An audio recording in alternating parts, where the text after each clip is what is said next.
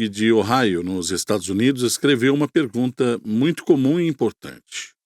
Ele quer saber: se meu arrependimento é genuíno, por que eu continuo confessando o mesmo pecado?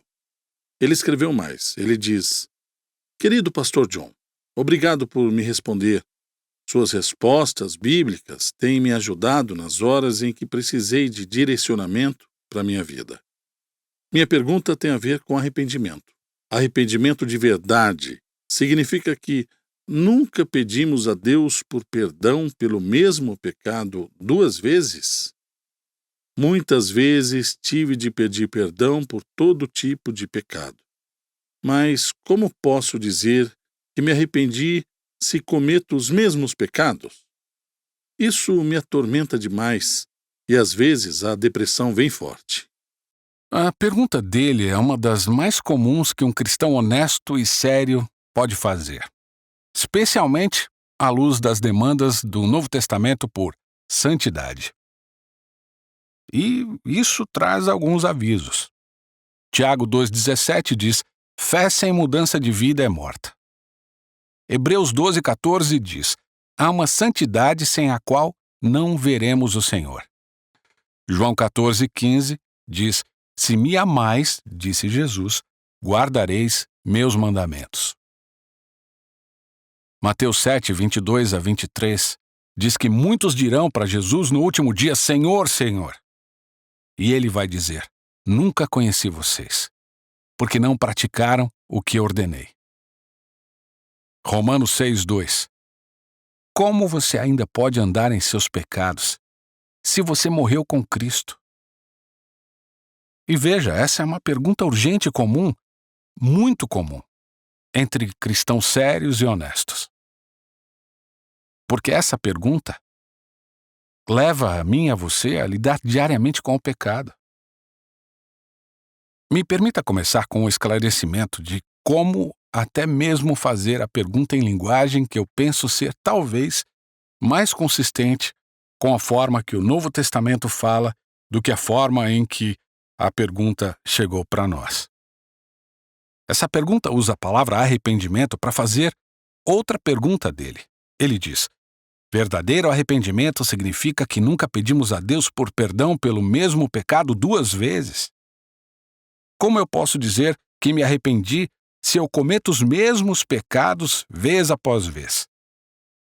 Bom, eu quero sugerir que a gente não utilize a palavra arrependimento para a forma em que respondemos ao nosso pecar diário como cristãos. Isso pode surpreender algumas pessoas, mas me permita explicar isso.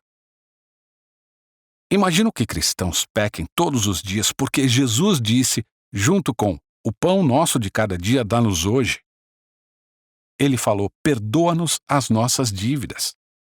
Mateus 6, 11 e 12. E aí eu tomo como certo que ele não teria dito isso a não ser que houvesse diariamente a necessidade de perdão pelos nossos pecados, nosso débito a Deus. É claro, estou dando uma definição neotestamentária bem radical de pecado quando digo isso. Aqui está a minha definição.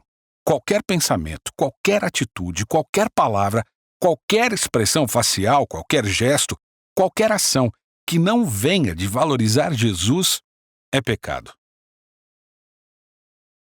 Pecado não é apenas feitos grandes e maus como assassinato, roubo, adultério, ou até mesmo pecados mais frequentes como desonestidade ou linguagem chula ou impaciência. Pecado é uma condição do coração que está inclinado para longe de Deus e que tem preferência por outras coisas. E pecado é qualquer expressão dessa preferência em nossa mente ou atitude ou comportamento. O pecado vai estar conosco. Sim, infelizmente, e isso faz parte do nosso coração. O pecado vai estar conosco até que nossa condição interna seja inteiramente mudada na presença de Deus. Estou dizendo que o Novo Testamento não nos encoraja a usar a palavra arrependimento para nossa atitude diária de reconhecer esses pecados e trazê-los a Deus e expressar tristeza e odiá-los e nos voltarmos novamente para andar na luz. Ao invés disso, A palavra arrependimento no Novo Testamento se refere a uma mudança de pensamento mais básica e fundamental. O tipo que experimentamos no início da vida cristã e que podemos ter de experimentar se nossas vidas tomarem uma curva para um caminho de destruição do qual precisamos ser chamados de volta. Como nas igrejas, nos primeiros capítulos de Apocalipse, essas igrejas foram todas chamadas ao arrependimento porque seriam destruídas. Seus candelabros, a Bíblia diz, seriam removidos se não se arrependessem e retornassem ao padrão de vida que estavam vivendo. Mas o Novo Testamento não usa a palavra arrependimento para o nosso hábito diário de lidarmos com o nosso recorrente pecado interior. Ao invés disso, sugiro que 1 João 1, 8 e 9 propõe a palavra confissão. Ele diz: se confessarmos os nossos pecados, Ele é fiel e justo para nos perdoar os pecados e nos purificar de toda injustiça. E aí temos dois tipos de confissão. Você pensa, e quanto aos pecados que cometemos mais de uma vez? De fato, tão frequentemente que eles estão ameaçando destruir nossa segurança de sermos cristãos. Aqui está a forma que eu diria. Vamos entender assim. Existem dois tipos de confissão e existem dois tipos de pecado. Então, teste a si mesmo agora quanto ao que você está dizendo.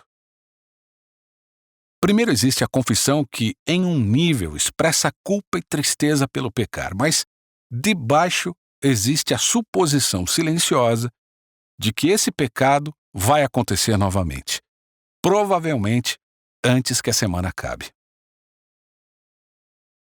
Você vai olhar pornografia em um filme ou em algum site outra vez, ou então, pior que isso. Você vai exagerar no álcool novamente, provavelmente esse fim de semana. Você vai rir daquelas piadas sujas no trabalho novamente amanhã. Você vai evitar confrontar a desonestidade do seu colega novamente.